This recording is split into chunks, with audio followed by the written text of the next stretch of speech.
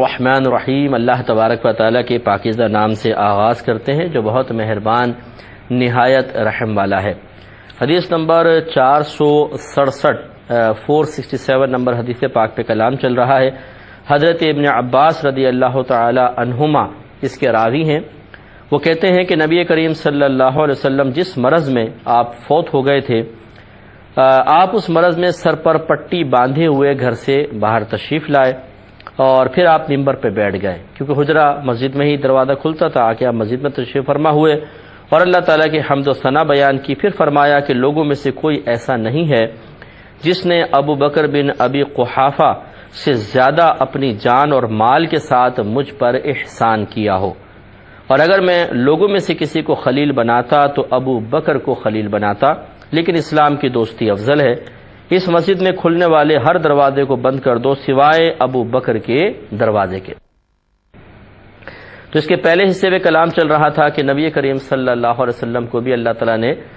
مرض میں مبتلا فرمایا، اور اللہ تعالیٰ اپنے حبیب کو جو عطا فرماتا ہے وہ اچھا ہی عطا فرماتا ہے، لہذا معلوم ہوا کہ مرض کوئی بری چیز نہیں ہے بلکہ بہت اچھی چیز ہے، کیونکہ صحیح حدیثوں کے مضمون کے مطابق اگر ہم مرض پہ صبر کریں گے تو یہ ہمارے لیے باعث بلندی درجات ہوتا ہے،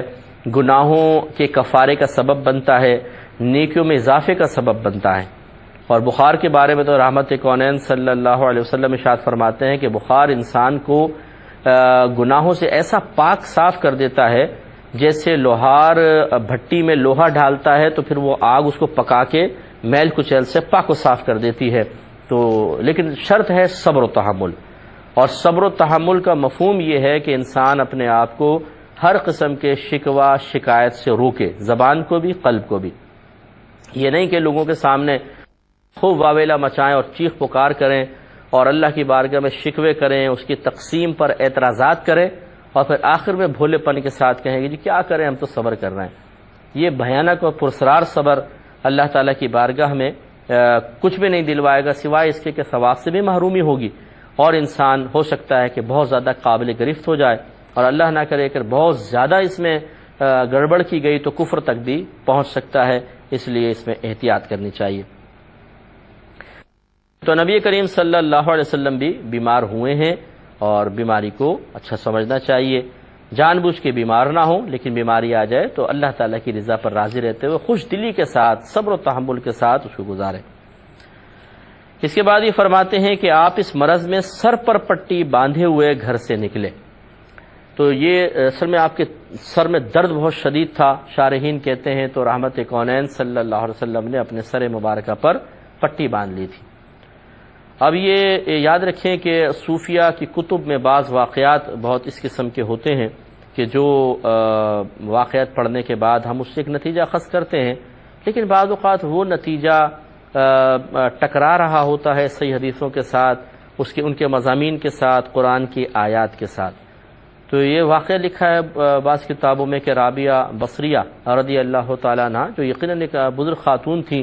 انہوں نے کسی شخص کو دیکھا کہ اس کے سر پہ پٹی بندھی ہوئی ہے، تو انہوں نے کہا کہ یہ تو کیا اللہ تعالیٰ کی بارگاہ میں شکایت کر رہا ہے اپنے تکلیف کی؟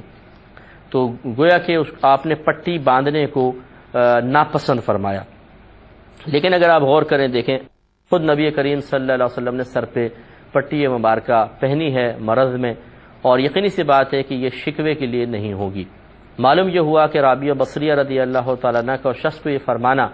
کہ اگر بالفرض یہ واقعہ ہو کہ تم نے یہ شکایت کی پٹی باندھی ہوئی ہے، شکوے کی پٹی باندھی ہوئی ہے، تو یقیناً آپ اس شخص کے احوال سے واقف تھی، آگاہ تھی، یا آپ ایک ولیہ تھیں تو اللہ تعالیٰ نے اس شخص کے باطن پر آپ کو آگاہ فرما دیا تھا، تو بعطائے الہی آپ جان گئی کہ اس نے شکوے کے طور پہ، شکایت کے طور پہ پٹی باندھی ہے، تو یہ کمنٹس آپ نے ارشاد فرما دیے۔ تو کہنے کا مطلب ہمارا یہی ہے کہ ہر اس چیز کو پڑھنے کے بعد اسے ہر ایک پر اپلائی نہ کر دیا کریں۔ یہ ہو سکتا ہے کہ کسی اللہ کے ولی نے کسی خاص پرٹیکولر کسی فرد کے لیے کچھ کمنٹس دیے ہوں تو اس کی ذات کے ساتھ خاص ہوں گے، ہر ایک کے لیے نہیں ہوں گے۔ لہذا آج اگر آپ کسی عالم دین کو دیکھیں اس نے سر پہ پٹی باندھی ہوئی ہے، کسی مفتی صاحب کو دیکھ لیں، کسی پیر صاحب کو دیکھ لیں، اور آپ فوراً وہ واقعہ رابعہ بصریہ رضی اللہ تعالیٰ عنہ والا آپ نے پڑھا ہو تو آپ کہیں دیکھو یار یہ کیا ان میں بزرگی ہے آج کل کے لوگوں میں، پٹے باندھے ہوئے پٹے۔ رابعہ بصریہ رضی اللہ تعالیٰ عنہ نے فرمائے شکایت کی پٹیاں۔ تو تو یہ وجہ کیا ہے؟ معلومات کی کمی ہے، اور ہم نے فوراً ایک واقعہ پڑھا اور اسے تمام لوگوں کے لیے کافی سمجھا، یا ان سب کے لیے ہی اس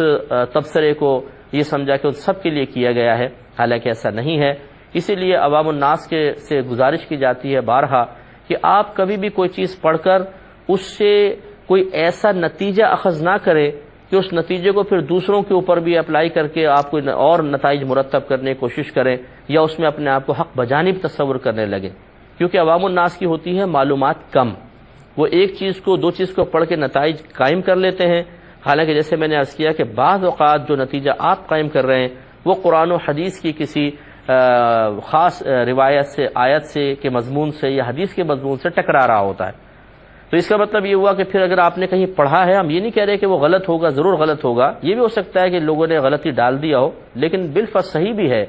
تو پھر اس کے بارے میں صحیح نتیجہ قائم کرنا بہت ضروری ہے۔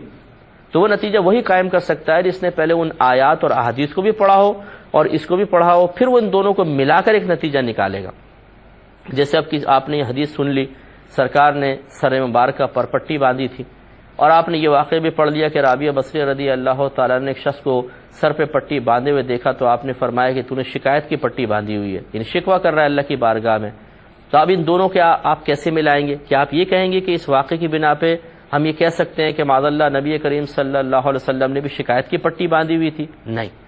تو پھر کیسے فیصلہ کریں گے؟ آپ یہی کہیں گے کہ سرکار صلی اللہ علیہ وسلم نے صحیح ضرورت کی بنا پہ پٹی باندھی تھی، اس میں شکوہ، شکایت، اعتراض وغیرہ کا کوئی معاملہ نہیں تھا، کیونکہ یہ آپ کی شان کے خلاف ہے کہ ہم یہ کہیں کہ سرکار اللہ کی بارگاہ میں شکوہ شکایت کر رہے تھے یا پٹی باندھی تھی۔ اور اس شخص کے بارے میں ہم یہ کہیں گے کہ وہ خاص اس شخص نے واقعی شکوے کی نیت سے باندھی ہوئی تھی، اور کسی طریقے سے کوئی ظاہری علامت سے یا باطنی لحاظ سے اللہ نے واقف فرما دیا تو رابعہ بصری رضی اللہ تعالی عنہ نے جان لیا تھا۔ اس کا مطلب یہ ہوا کہ اب آپ کے کوئی رشتہ داروں میں پٹی باندھ لے، کوئی آپ کے سامنے عالم دین ہو، مفتی صاحب ہو، وہ سر پہ پٹی باندھ لیں، تو اب آپ کو ان دونوں واقعات کو سامنے رکھ کر پھر ان کے بارے میں کوئی نتیجہ قائم کرنا ہے۔ اور آپ یہ کہہ سکتے ہیں کہ اگر انہوں نے شکوہ شکایت کی نیت سے پٹی باندھی ہے تو پھر تو رابعہ بصری رضی اللہ تعالی عنہ والا معاملہ ہوگا کہ جو انہوں نے اس شخص کو کہا یہ وہی معاملہ ہے۔ اور اگر انہوں نے ایسا نہیں بلکہ واقعی سر میں درد ہے اور وہ اس پٹی سے سکون محسوس کر رہے ہیں، تو یہ بھی ایک علاج کا ہی ذریعہ ہوتا ہے، علاج کا ایک طریقہ ہوتا ہے کہ علاج مختلف قسم کے ہوتے ہیں۔ بعض علاج کیے جاتے ہیں مرض کو جڑ سے اکھیڑ پھینکنے کے لیے، اور بعض علاج ایسے ہوتے ہیں جو وقتی طور پہ اس مرض کی شدت کو کم کرنے والے ہوں۔ تو یہ جو سر پہ پٹی باندھنی ہے یہ بھی مرض کی شدت کو کم کرنے والے ہیں۔ جیسے کہ آپ دیکھیں ڈاکٹرز بعض اوقات کہتے ہیں جب دماغ زیادہ گرمی سر میں چڑھ جاتی ہے تو ٹھنڈے پانی کی پٹیاں رکھنے کا کہتے ہیں کہ بھئی ان کے ماتھے پر ٹھنڈے پانی کی پٹیاں رکھیں، تو یہ پٹیوں سے کیا بخار اترے گا؟ نہیں، بلکہ اس مرض کی شدت میں کمی آئے گی۔ تو یہ پھر اگر آپ یہ مطلب ہم یہ کہیں گے کہ اگر کوئی عالم دین ہے، شیخ ہیں، کوئی مفتی صاحب انہوں نے پٹی باندھی ہوئی ہے اور انہوں نے واقعی علاج کی غرض سے باندھی ہوئی ہے، تو پھر رحمت کونین صلی اللہ علیہ وسلم کی سنت کے مطابق ایک معاملہ ہوگا۔ اچھا، اب ہمیں تو پتہ نہیں کہ شکوے کی ہے یا علاج کی غرض سے ہے، تو یہی پھر اس کا جواب ہے کہ ولا تجسسوا، کہ تجسس مت کریں۔ کیا ضرورت ہے کہ آپ کسی شخص کو دیکھنے کے بعد اس کے بارے میں ضرور کوئی رائے قائم کریں؟ اپنی سوچ کو روکیں، اور خصوصاً جب کوئی معظم دینی ہوتے ہیں جیسے امام حضرات ہیں، عالم ہیں، مفتی ہیں، شیخ ہیں، پیر صاحب وغیرہ ہیں، تو ان سے تو حسن ظن قائم رکھنا واجب ہوتا ہے۔ حدیث میں ہے کہ ظن المؤمنین خیرا، مومنوں سے اچھا گمان کرو۔ تو جب عام مومن کے بارے میں یہ حکم ہے تو پھر جو مومنوں میں بھی بلند درجات رکھتے ہیں تو ان سے تو بدرجہ اولا حسن ظن قائم رکھنا ہے، لہٰذا اس طرح کی حرکات نہ کی جائیں۔ یہ بہتر ہے کہ خواہ بخواہ فوراً کسی کو دیکھ کر ان کے بارے میں بدگمانی پیدا کر لینا، برا تاثر قائم کر لینا، اور پھر پیٹ کے اتنے ہلکے ہوتے ہیں کہ جو کچھ سوچ رہے ہیں وہ اندر رہتا بھی نہیں ہے، وہ تیسرے کے سامنے بیان کر دے رہا، یہ قطعاً غیر مناسب ہے۔ تو آپ تشریف فرمائے ممبر پر آ کے آپ بیٹھ گئے، تو آخری مطلب ایام چل رہے ہیں، اب ان ایام میں آ کر پھر سرکار کا خاص اہتمام کے ساتھ ممبر پر بیٹھنا اور جملے کہنا یہ بہت ہی معنی خیز ہے، اس کو سمجھنا چاہیے کہ رحمت کونین صلی اللہ علیہ وسلم نے فرمایا کہ کوئی ایسا شخص ایسا نہیں ہے جس نے ابو بکر بن ابی قحافہ سے زیادہ اپنی جان اور مال کے ساتھ مجھ پر احسان کیا ہو۔ یہ پر کتنی خوبصورت بات ہے، کتنا خوبصورت جملہ ہے، آپ دیکھیے کہ حضرت ابو بکر صدیق رضی اللہ تعالی عنہ نے نبی کریم صلی اللہ علیہ وسلم کو کون سے ذاتی فائدے پہنچائے؟ یقینی سی بات ہے کہ دین کی مدد کے سلسلے میں بہت تعاون کیا ہے، اور رحمت کونین صلی اللہ علیہ وسلم اس دین کی مدد کو اپنے اوپر احسان سے تعبیر کر رہے ہیں، احسان کے لفظ کے ساتھ بیان فرما رہے ہیں۔ اس سے معلوم یہ ہوا کہ جو قوم کے لیڈر ہوتے ہیں، جو مشائخ ہوتے ہیں، کوئی ایسے اشخاص ہیں جن کے کچھ متبعین ہیں اور وہ ان کے ساتھ مل کے دین کی خدمت کر رہے ہیں، تو انہیں بھی یہ کہنا چاہیے اور ان کو ماننا چاہیے کہ دین کی خدمت نہیں بلکہ آپ مجھ پر احسان کر رہے ہیں۔ نبی کریم صلی اللہ علیہ وسلم جب عاجزی کے ساتھ اس لفظ کو ارشاد فرمائے، رحمت کونین صلی اللہ علیہ وسلم کی تو کیا شان تھی، کون آپ کی شان بڑھا سکتا ہے؟ لیکن عام طور پہ جو عمومی لوگ ہوتے ہیں وہ پہلے گمنام سے ہوتے ہیں، غیر معروف ہوتے ہیں، پھر جب وہ معروف ہوتے ہیں تو بعض اوقات تو ان کی صرف جو ان کی اندر صلاحیتیں ہوتی ہیں اس کی وجہ سے انسان معروف ہوتا ہے، لیکن جب کوئی ایک تنظیم لے کر چل رہا ہو، ایک آستانہ لے کر چل رہا ہو، تو پھر اس میں صرف اس کی ذاتی صلاحیتوں کا ہی نہیں بلکہ اس کے متبعین کی کارکردگی کا بھی بہت بڑا دخل ہوتا ہے۔ وہ جہاں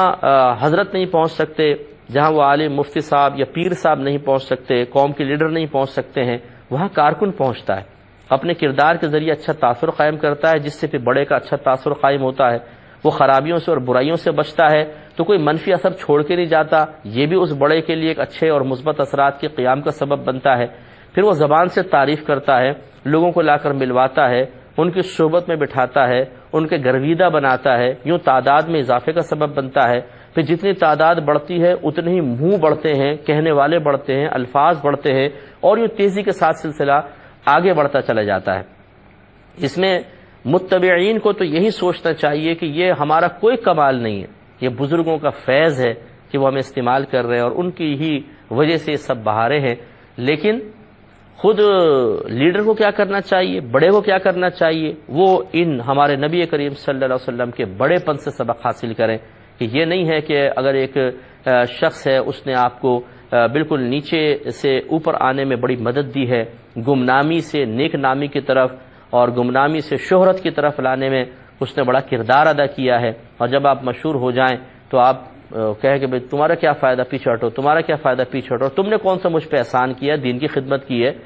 اب آپ خود دیکھ لیں کہ اللہ کے نبی کہہ رہے ہیں کہ سب سے زیادہ مجھ پہ احسان اپنے جان اور مال سے ابو بکر نے کیا ہے، تو یقینی سی بات ہے کہ دین کی خدمت کو سراہا جا رہا ہے۔ کاش ہمارے بڑے یہ سمجھ لیں، میں دیندار حضرات سے مطلب ان کو میں ان کی خدمت میں سمجھ لیں دائرہ ادب میں رہ کے طالب علم کی حیثیت سے عرض کر رہا ہوں کہ بعض اوقات یہ ہوتا ہے کہ جو متبعین ہوتے ہیں، جو محنت اور اخلاص سے کام کر رہے ہوتے ہیں، جب ان کی قدر نہیں کی جاتی ہے، ان کی صلاحیتوں کو سمجھا نہیں جاتا ہے، ان کی خدمات کا اعتراف نہیں کیا جاتا ہے، تو اس سے بہت سے لوگ ڈسہارٹ ہو کے پیچھے ہٹ جاتے ہیں۔ اس طرح وہ ان کے فائدوں سے محروم ہو جاتے ہیں اور یہ ان کے فائدوں سے محروم ہو جاتے ہیں، اور اسی وجہ سے پھر تنظیمیں ٹوٹتی ہیں، آستانے ویران ہو جاتے ہیں، بڑے بڑے چلتے ہوئے ادارے تباہ ہو جاتے ہیں۔ اس لیے سراہنا چاہیے اپنے ماتحت کے کام کو، اگر وہ اچھا کام کر رہا ہے، باصلاحیت ہے، تو آپ دو تعریف کے جملے اگر کہہ دیں تو اس میں کوئی حرج نہیں ہے۔ متبع جو ہے، جو پیروی کرنے والا ہے، جو ماتحت ہے، وہ دل و جان سے اور مزید خدمت کرے گا۔ لیکن ہمارے ہاں، میں معاذ اللہ بزرگوں کو نہیں کہہ رہا ہوں، یہ ایک عام میں نے روش یہی دیکھی ہے کہ عجیب مطلب صورتحال ہے کہ جب وقت پڑتا ہے تو ہم فوراً سب کو قریب کر لیتے ہیں، وقت نکل جائے تو اتنی آنکھوں میں اجنبیت پیدا ہو جاتی ہے کہ جس سے کام لیا تھا وہ تک حیران رہ جاتا ہے کہ پہلے تو سر پہ بٹھایا جاتا تھا اور اب یہ معاملہ ہے کہ تو کون میں کون کا معاملہ ہو جاتا ہے۔ ایسا نہیں ہونا چاہیے۔ ہمارے نبی کریم صلی اللہ علیہ وسلم کی ہرگز یہ سنت نہیں ہے کہ جب آپ تنہا تبلیغ دین فرما رہے تھے اور اس وقت کسی نے ساتھ دیا اور پھر فتح مکہ کا موقع آیا کہ جگ در جگ جماعتوں کی جماعتیں اسلام میں داخل ہو رہی ہیں اور اسلام کا ایک لشکر جرار تیار ہو رہا ہے، تو اس وقت سرکار نے اس وقت کے لوگوں کو پیچھے دھکیل دیا ہو کہ جاؤ، اب مجھے تمہاری ضرورت نہیں ہے، اور اگر تم نے کوئی میرا ساتھ دیا تھا تو میرے اوپر احسان کیا تھا کیا؟ اپنے اوپر احسان کیا تھا، اپنی آخرت پہ احسان کیا تھا، تم نے جنت کے حصول کے لیے کیا تھا؟ بالکل بھی نہیں، بلکہ ہمارے نبی کریم صلی اللہ علیہ وسلم کی ہم نے یہ سنت دیکھی ہے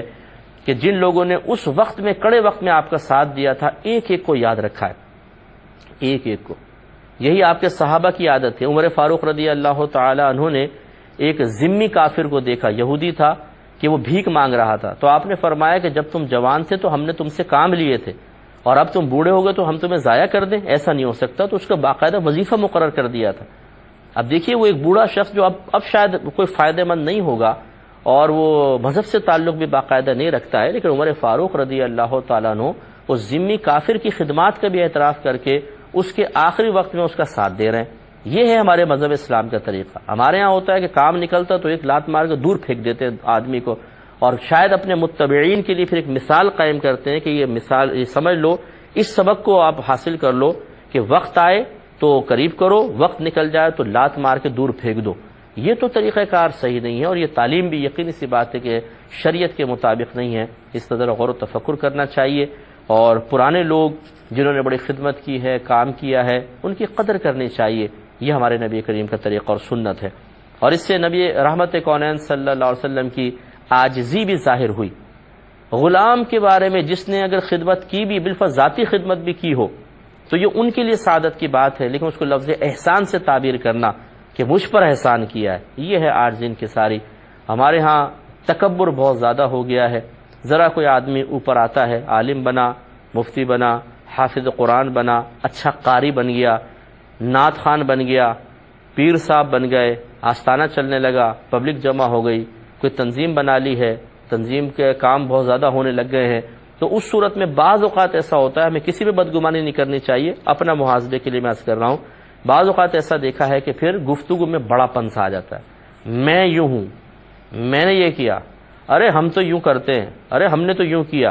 اور پھر ذرا بھی کسی کی طرف سے کوئی ایسا معاملہ ہو جو اپنی شان کے خلاف لگے تو سب کے سامنے ذلیل کر دینا، شرمندہ کر دینا، اور ذرا بھی کوئی اگر کسی نے گستاخی کر دی اس اعتبار سے کہ وہ صحیح کر رہا ہے لیکن ہمیں گستاخی محسوس ہوئی تو فوراً اس کے لیے جہنم کی وعیدیں بیان کرنا، فقیر کے متعلق ایسا کہا جہنم میں جاؤ گے۔ یہ بھی ایک تکبر کی بات ہے کہ انسان اپنے آپ کو بزرگ سمجھے، غرور ہے، تکبر ہے، اور دوسرے کو حقیر سمجھ کے جہنم کی وعیدیں سنائے، یہ قطعاً غیر مناسب ہے۔ بنی اسرائیل میں ایک عابد تھا، اس نے ایک شخص تھا گناہ کرتا تھا، اس کو بار بار سمجھاتے تھے، مانتا نہیں تھا۔ آخر ایک دن وہ غصے میں آ گیا، وہ شخص غصے میں آ گیا، اس نے کہا مجھے بس سمجھایا کرو، میں نہیں مانتا تمہاری بات۔ اس عابد کو بھی غصہ آ گیا اور اس نے کہا کہ تو نے میرے ساتھ بدتمیزی کی، تو جنت میں نہیں جائے گا۔ تو اللہ تبارک و تعالیٰ نے اس زمانے کے نبی پر یہ وحی نازل فرمائی کہ اس سے یہ کہو، اس عابد سے یہ کہو کہ تجھے کس نے اختیار دیا ہے کہ کسی کے بارے میں یہ کہے کہ تو جنت میں نہیں جائے گا۔ اب اس کو خبر دے دو کہ وہ شخص جنت میں جائے گا اور تو جہنم میں جائے گا۔ تو معلوم یہ ہوا کہ یہ اللہ تعالیٰ ہم سب کو عاجزی انکساری عطا فرمائے، کتنے ہی اونچے لیول پہ چلے جائیں، کلام میں بھی عاجزی ظاہر ہونی چاہیے اور اعمال میں بھی ہونی چاہیے، اور حقیقتاً قلب میں بھی ہونی چاہیے۔ یہ نہیں کہ ریاکارانہ تو ہم کہیں جی میں تو آپ کے قدموں کی خاک ہوں، اور بعض کہتے ہیں جی میں تو کتا ہوں، میں تو کمینہ ہوں، اور جب کوئی شان کے خلاف کر دے تو یہی جو ابھی اپنے آپ کو اتنے رذیل مخلوق کے ساتھ ملا رہا تو ایک دم چوڑا ہو کے کھڑا ہو جاتا ہے، میرے بارے میں ایسا کیا، مجھے ایسا کر دیا۔ ارے بھائی ابھی تو آپ کہہ رہے تھے کہ آپ خادم ہیں قوم کے، آپ ان کے خادم ہیں، قدموں کی خاک ہے، یہ خاک ایک دم سر پہ کیسے چڑھ گئی بھائی؟ تو وہ بہرحال پھر وہ سننے کے لیے تیار نہیں ہوتے۔ یہ غلط طریقہ ہے۔ تو تکبر نہیں ہونا چاہیے، عاجز انکساری ہونی چاہیے، اسی میں برکت ہے، جیسے کہ ہمارے نبی کریم صلی اللہ علیہ وسلم رحمت کونین صلی اللہ علیہ وسلم نے کیا۔ اللہ تعالیٰ مجھے بھی آپ کو بھی عمل کی توفیق عطا فرمائے، آمین۔ وآخر دعوانا ان الحمد للہ رب العالمین۔